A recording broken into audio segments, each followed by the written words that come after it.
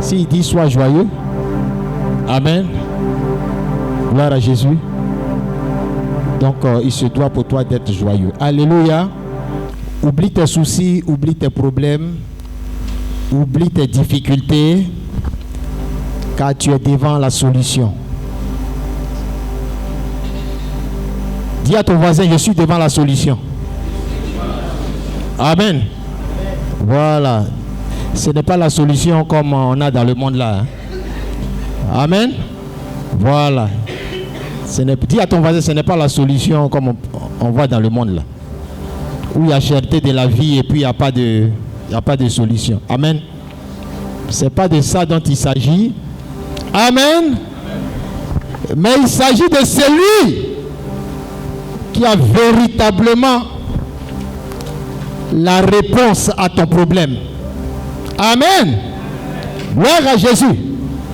Donc crois avec moi que quand tu finiras le culte, que tu partiras de ce lieu, tout sera accompli pour toi au nom de... Amen. Gloire à Jésus. Et ça, je le dis pour ceux qui ne sont pas encore convaincus qu'à la sortie d'ici, leurs problèmes seront résolus. Amen. Sinon que depuis plus de 2000 ans, nous sommes en 2023. Depuis plus de 2000 ans, sinon 2023, tout est accompli. Dis à ton voisin, tout est accompli. Voilà. Donc, il suffit maintenant de t'approprier véritablement cette victoire qui a été accomplie à la croix de Golgotha. Dis Amen avec moi. Amen, amen. Nous allons prendre notre Bible dans le livre de Genèse 25, 31 à 34. Genèse 25, 31 à 34. Genèse 25, 31 à 34. Quelqu'un peut me faire la lecture? Oui. Genèse 25, verset 31. Jacob dit, « Vends-moi aujourd'hui ton droit d'aînesse. » Ésaü répondit, « Voici, je m'en vais mourir. À quoi me sert ce droit d'aînesse? » Et Jacob dit, « Jure-le-moi d'abord. » Il le lui jura, et il vendit son droit d'aînesse à Jacob. Verset 34. Alors Jacob donna à Ésaü du pain et du potage de lentilles. Il mangea et but, puis se leva et s'en alla. C'est ainsi qu'Ésaü méprisa le droit d'aînesse. Amen. C'est ainsi que Ésaü méprisa le droit d'aînesse. Alléluia. Le thème de mon message ce matin, c'est le spirituel précède le physique. Dis à ton voisin, le spirituel précède le physique. Amen. Le Seigneur nous a dit de chercher premièrement le royaume de Dieu et sa justice, et tout le reste nous sera donné par-dessus. Amen. Voilà. Donc le thème de ce message concorde avec ce passage qui nous demande et nous recommande de chercher premièrement le royaume de Dieu et sa justice, et tout le reste nous sera donné par-dessus. Vous savez, c'est lui qui a la capacité d'avoir la domination sur le spirituel. Il a déjà tout eu. Dis à ton voisin, il a tout eu. Amen. Gloire à Jésus. De nos jours, il est fort de constater que le monde est devenu très charnel, et cela influence l'Église au point que les chrétiens sont devenus aussi charnels. Dis à ton voisin, charnel. Alléluia. Amen, amen. Voici deux enfants, c'est-à-dire des jumeaux, qui sont nés le même jour, mais qui ne sont pas sortis à la même minute et à la même seconde. Dis amen. Donc, l'aîné des jumeaux est déterminé par celui qui sort avant l'autre, même s'ils doivent naître le même jour. Gloire à Jésus. Bien avant cela, Isaac, père de ces deux jumeaux, avait marié Rebecca. Et donc Rebecca, bizarrement, était aussi stérile comme la mère d'Isaac.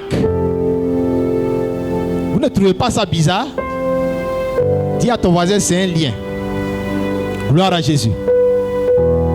Parce que la mère ne peut pas être bizarre et puis bizarrement stérile. Et puis l'enfant va marier aussi une femme qui est aussi stérile. Donc la Bible déclare que Isaac implora l'Éternel. Tellement que sa femme était chroniquement stérile, il était obligé d'implorer Dieu. Alors qu'il était convaincu que la femme qu'il avait là, c'était la femme de sa destinée. Dis à ton voisin, femme de destinée. Vous savez, le hasard n'existe pas dans la vie spirituelle. Donc, spirituellement parlant, on ne fait rien au hasard. Amen. Gloire à Jésus. Donc, je veux exhorter et inviter tous ceux et celles qui ne sont pas encore mariés, s'ils veulent se marier, de prendre soin de prier afin que Dieu les conduise vers la femme de la destinée. Amen. Parce que le mariage là, j'ai beaucoup à dire sur le mariage. J'ai des conseils à te donner sur le mariage. Alléluia. Donc il ne faut pas regarder à mon apparence pour croire que je n'ai pas d'expérience dans le mariage. Amen. Si je veux commencer à te parler de mariage aujourd'hui, ça va prendre un séminaire. Alléluia. Gloire à Jésus. Amen, amen. Donc le mariage n'est pas que charnel, mais elle est d'abord spirituelle. Amen. Avant d'être par la suite charnel. Gloire à Jésus. Donc quand vous voulez marier, prenez soin de prier. Et donc Isaac s'est marié avec une femme de destinée. Amen. Je ne vais pas revenir à l'histoire. Mais quand on devait lui faire venir la femme, lui-même il n'est pas allé là-bas pour voir à quoi elle allait ressembler. Gloire à Jésus. Mais Abraham a fait confiance à son serviteur et il lui a dit, va. L'Éternel qui m'a appelé, qui m'a fait sortir de ce pays, d'où qui m'a amené ici, il va envoyer un ange devant toi et de là-bas tu prendras une femme pour mon fils. Donc garde-toi de mener mon fils Isaac. Alléluia. Et effectivement il est parti et il est venu avec la femme qu'il fallait. Alléluia. Pour son fils Isaac. Et donc Isaac avait constaté pendant un bon moment que sa femme n'enfantait pas. Donc il avait tout compris que sa femme avait certainement le même problème que sa mère. Alléluia, Sarah. Et donc il va implorer Dieu pour dire, ah Seigneur, vraiment, avant que je ne naisse là, mais ma mère a mis du temps. Donc il ne faudrait pas que ça soit le cas avec ma femme. Amen. Gloire à Jésus. Et donc, après avoir longtemps prié, la femme finit par tomber enceinte. Dis à ton voisin, elle est tombée enceinte. Mais quand elle est tombée enceinte, chose bizarre, c'est que à tout moment, il y avait des combats dans son ventre. Alléluia. Elle dort, c'est combat. Elle se réveille, c'est combat. Elle s'assoit, c'est combat. Donc, elle était inquiète. Amen. Et elle se posait la question, mais pourquoi je suis tourmenté de la sorte? Donc, je vais aller consulter Dieu pour savoir ce qui est dans mon ventre. Si c'est vraiment des enfants. Parce que vraiment, ce qui se passe dans mon ventre là, c'est terrible. Et la Bible déclare que elle allait consulter l'Éternel. Et l'Éternel lui a fait savoir que 2 nations, dis à ton voisin, 2 nations. sont dans ton ventre. Amen. Le plus petit va dominer le plus grand. Ça veut dire quoi? Le plus grand sera assujetti au plus petit. Alléluia. Gloire à Jésus. Donc elle avait la révélation de ce qui s'est passé dans son ventre. Et cela l'a finalement apaisé. Alléluia.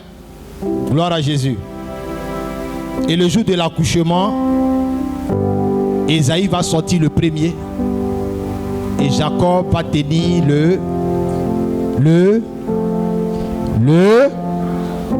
Alléluia, de son frère. Amen. Et l'accouchement même là, ça nous explique déjà ce qui va suivre par la suite. Donc la mère qui a été témoin de ça, elle savait véritablement, parmi les deux enfants là, qui était qui? Qui était celui qui était le choix de Dieu et celui qui n'était pas le choix de Dieu. Donc, elle a préféré aimer celui que Dieu avait choisi et le père a aimé celui qui lui donnait régulièrement du gibier. Alléluia. Amen, amen. Amen, amen. Ils ont grandi. Dans leur adolescence, la Bible déclare que l'aîné, Ésaü, est devenu un grand chasseur. Dis à ton voisin, un grand chasseur. Amen. Et Jacob était tout le temps auprès de sa mère. Donc ça fait qu'il est devenu grand cuisinier. Donc il y avait un grand chasseur et il y avait un grand cuisinier à côté. Alléluia. Donc la famille était comblée. Alléluia. Dis à ton voisin, la famille était comblée. Amen. Gloire à Jésus. Et un jour, la Bible déclare que Ésaü revenait des champs, tout fatigué, tout accablé. Et Jacob était en train de préparer. Et Ésaü dit à son frère Jacob, donne-moi ce que tu es en train de préparer pour que je mange parce que je suis fatigué. Et regardez la réaction du petit frère. Carrément, il lui dit, vends-moi aujourd'hui ton droit d'aînesse. Amen. Gloire à Jésus. Il dit, vends-moi aujourd'hui ton droit d'aînesse. Ça veut dire quoi? Ton droit d'aîné, j'ai besoin de ça. Est-ce que c'est possible? Physiquement parlant, tu es né avant moi, je suis né après toi. On est sur la terre des hommes. Et tu me dis, ton droit de grand frère là, vends-moi ça. Est-ce que c'est possible? Physiquement parlant, c'est pas possible. Amen. Parce que le monde entier a été témoin de qui est né avant qui. Alléluia. Mais laisse-moi te dire que spirituellement parlant, tout est. Alléluia. Gloire à Jésus. Donc, ce qui n'est pas possible physiquement parlant est possible spirituellement parlant. Raison pour laquelle le spirituel là, ça domine le physique. Amen. Gloire à Jésus. Donc, dis à ton frère, soyons spirituels. Dis à ta soeur, soyons spirituels. Amen. Soyons vraiment spirituels. Gloire à Jésus. Pour dire quoi? Pour dire que Jacob savait que c'était lui, normalement, qui devait être l'aîné. Vous savez la raison de la bataille, du combat qu'il y a eu dans le ventre de la mère. Amen. Gloire à Jésus. C'est un mystère. C'est un mystère. Amen.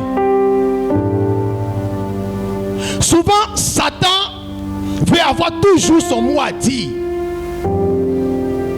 Quand on a appelé à une grande destinée, Satan veut toujours apporter une marque pour que dans la destinée, ou bien dans la grande destinée à laquelle tu es appelé, bien-aimé, il y ait à un moment donné des troubles et des difficultés.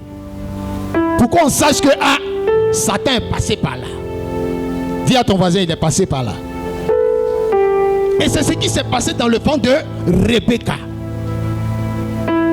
les raisons des troubles, les raisons des combats dans son ventre, c'était que, bien aimé, l'aîné, normalement,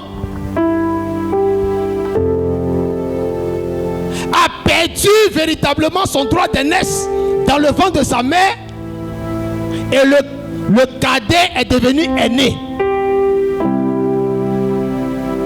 Donc, bien aimé, l'aîné ne pouvait pas accepter cela. Pendant que le cadet sortait du ventre de sa mère, l'aîné était obligé d'attraper le talon. Alléluia. Gloire à Jésus. Il y a eu déjà combat spirituel dans le ventre. Et Jacob ne voulait pas se laisser faire. Donc il est sorti du ventre de sa mère en sachant que véritablement, en temps normal devant Dieu, bien aimé, c'est lui qui devait être l'aîné. Donc c'était une préoccupation. Le zèle, l'amour, le souci d'aîné brûlait dans son cœur. Présentement tu es là. Je ne sais pas de quoi tu manques. Je ne sais pas ce qui te manque pour que tu sois comblé. Mais ce manque-là constitue pour toi une préoccupation quotidienne. Et à chaque fois que tu réfléchis, tu penses et tu médites, tu te dis, si Dieu pouvait me donner cela, je crois que ma vie allait être comblée.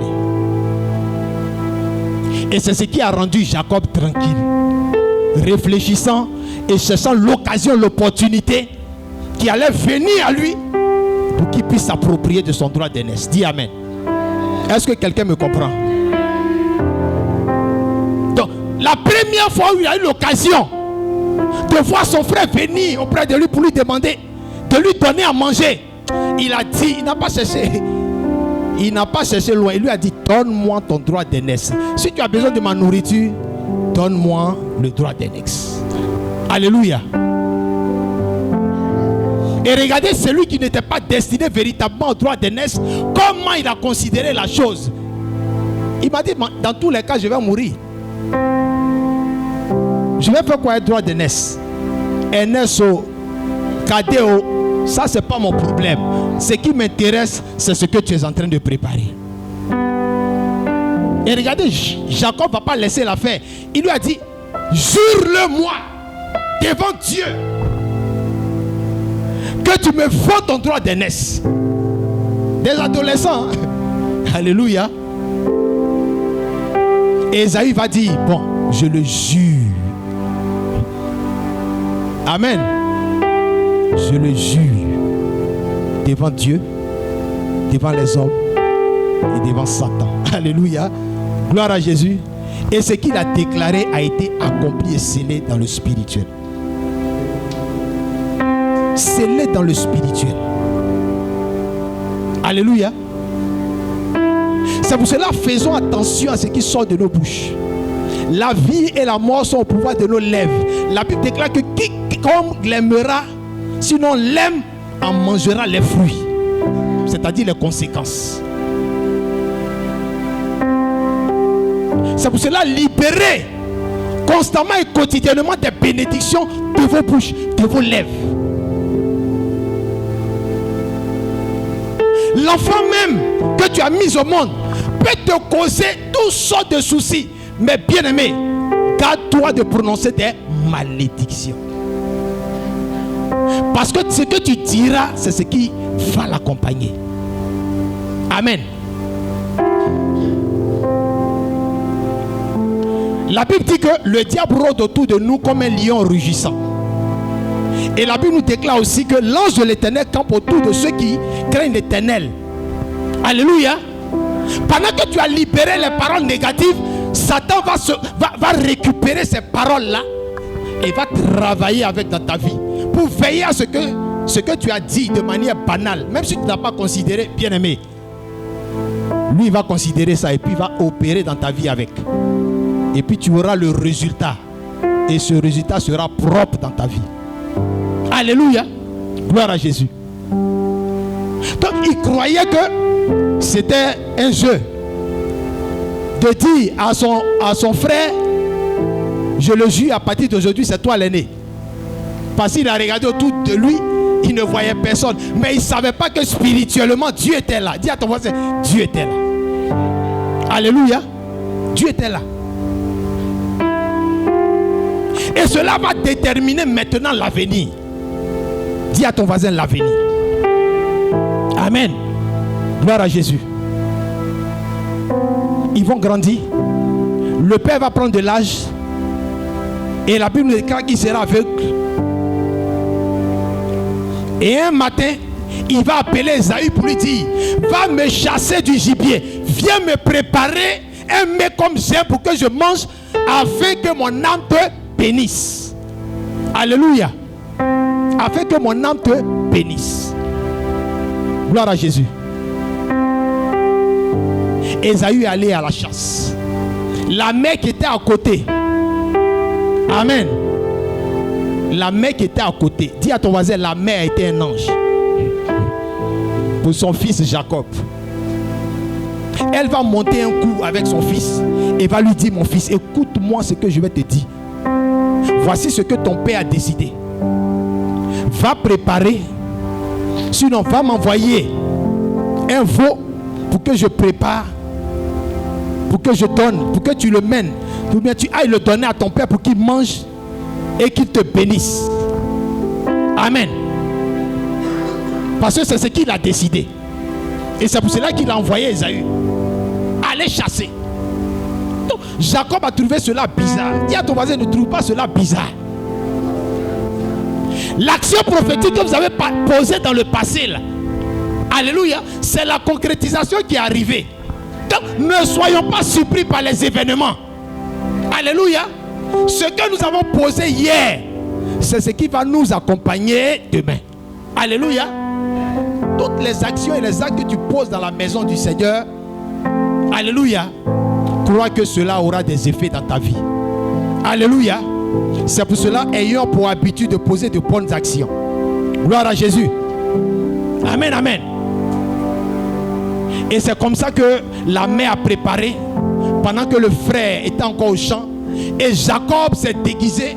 Il a porté des vêtements de Esaü et il s'est présenté devant le père. Le père étant surpris, il lui demande, mais mon fils, ça a été rapide, hein, ton affaire là. Il dit oui. L'Éternel ton Dieu a envoyé le gibier devant moi. Je n'ai même pas fourni d'effort. Alléluia. Je l'ai préparé, je te l'ai envoyé. Mange pour que ton âme me bénisse. Alléluia. Amen, amen. Et Jacob s'approche de son père. Son père lui dit, est-ce que c'est réellement toi mon fils Esaü? De vous à moi. Quel est le père ou bien la mère qui ne connaît pas, même s'il est aveugle ou bien elle est aveugle, elle ne reconnaît pas la voix de ses enfants. Ou bien il ne reconnaît pas la voix de ses enfants. Amen. Que je sois même endormi, bien-aimé, je peux reconnaître. Alléluia. La voix du cadet, la voix du troisième et la voix de l'aîné. Amen. Parce que leurs voix sont distinctivement reconnues. Amen, amen. Gloire à Jésus. Je suis sûr que ici, là où je me tiens avec le micro, je suis la seule personne qui a la voix qui vous prêche ce matin. Donc si même vous êtes dans la salle que je suis en train de prêcher, vous saurez que c'est l'apôtre Paul Codieux qui est en train de prêcher. Alléluia. À plus forte raison des enfants que toi-même tu as mis au monde. Amen. Il n'a pas eu le discernement. Alléluia. Tellement que Dieu était dans l'action qui allait se faire.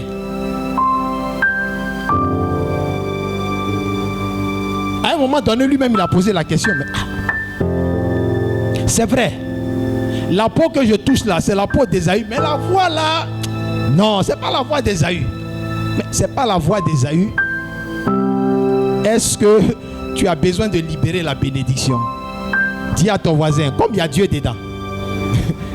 Alléluia. la bénédiction devra être libérée, que tu le veuilles ou pas. Alléluia. Amen, amen. Gloire à Jésus.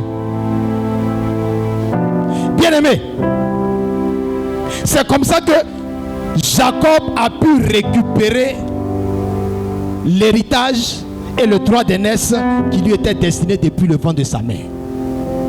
Amen. Amen. Gloire à Jésus. Donc, le droit de rachat, c'est quoi? Le droit de rachat en Israël, c'est l'héritage qui te revient de droit et qui est tenu par quelqu'un qui te précède. Ruth, la Moabite, a été confrontée, sinon soumise au droit d'aînesse avant le mariage. Amen.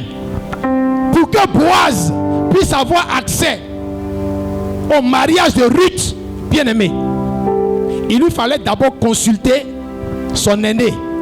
Boaz devait consulter d'abord son aîné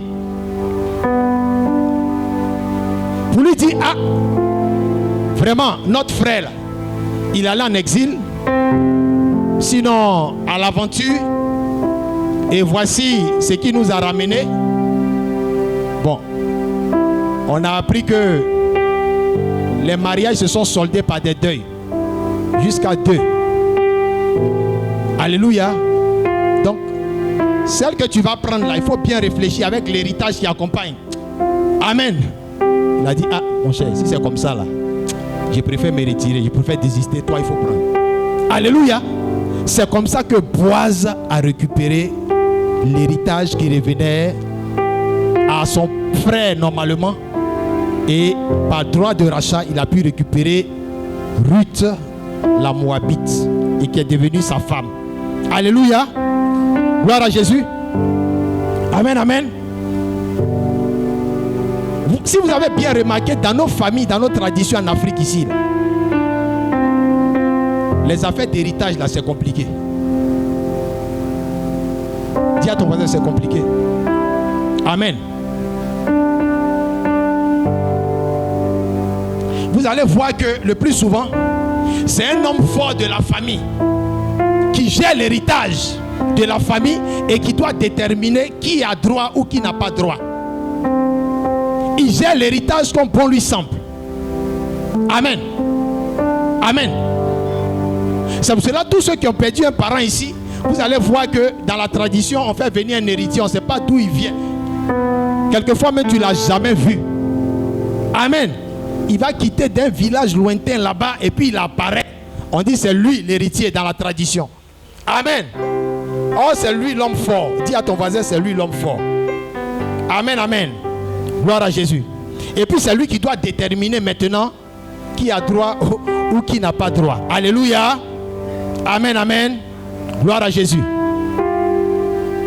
C'est pour cela que vous allez remarquer que spirituellement, il y a des hommes forts, il y a des esprits adorés dans vos familles qui détiennent des bénédictions de famille, des héritages de famille. Alléluia.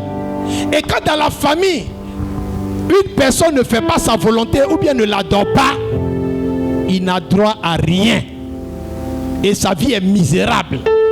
Alléluia. Toute une famille, sinon des familles ont été appauvries parce qu'ils ont négligé l'adoration de leurs grands-parents. Alléluia. Ils ont négligé, ils ont banalisé et ils ne se sont plus conformés à cela. Donc, dans la vie actuelle, ça fait qu'ils sont influencés négativement et ils sont pauvres et misérables. Alléluia. Gloire à Jésus. Amen, amen. Si vous remarquez, Anne, la mère de Samuel, elle a été influencée par la fécondité. La Bible déclare que Dieu l'a rendue stérile. Amen. L'esprit qui a rendu Anne stérile, c'était Dieu. Amen. Donc c'est ce Dieu-là qui détenait sa fécondité. Il fallait que Anne paye un prix. Dis à ton voisin un prix. Alléluia. pour pouvoir récupérer sa fécondité. Elle a prié, elle a jeûné, elle a fait tout ce qu'elle pouvait faire. Le jour où elle a dit, Seigneur, si tu me donnes un fils mâle, je te fais le vœu de te le redonner, il va te servir. Ce jour-là, tout a été décanté, tout a été débloqué à son niveau. Et elle est devenue féconde. Dis à ton voisin, elle est devenue féconde. Je n'entends pas ta voix, elle est devenue féconde. Alléluia. Gloire à Jésus. Le deuxième point, Marc 11, 1 à 6. Marc 11, 1 à 6. Marc 11, 1 à 6. Deuxième élément, c'est l'annonce prophétique. Premier élément, le rachat de ta destinée. Deuxième élément, l'annonce prophétique. Marc 11, 1 à 6. Quelqu'un pour me prendre ce passage. Marc 11, 1 à 6. Marc 11, verset 1 à 6. Lorsqu'il approchait de Jérusalem et qu'il fut près de Bethphagée et de Béthanie, vers la montagne des Oliviers, Jésus envoya 2 de ses disciples, en leur disant, allez au village qui est devant vous. Dès que vous y serez entrés, vous trouverez un anneau attaché, sur lequel aucun homme ne s'est encore assis. Détachez-le et amenez-le. Et amenez-le. Continue. Verset 3. Si quelqu'un vous dit, pourquoi faites-vous cela? Répondez. Le Seigneur en a besoin. Le Seigneur en a besoin. Et à l'instant, il le laissera venir ici. Il le laissera venir ici. Les disciples étant allés, trouvaient l'anneau attaché dehors, près d'une porte, au contour du chemin. Et ils le détachèrent. Quelques-uns de ceux qui étaient là leur dit, que faites-vous? Pourquoi détachez-vous cet anneau? Il répondit, comme Jésus l'avait dit. Et on les laissa aller.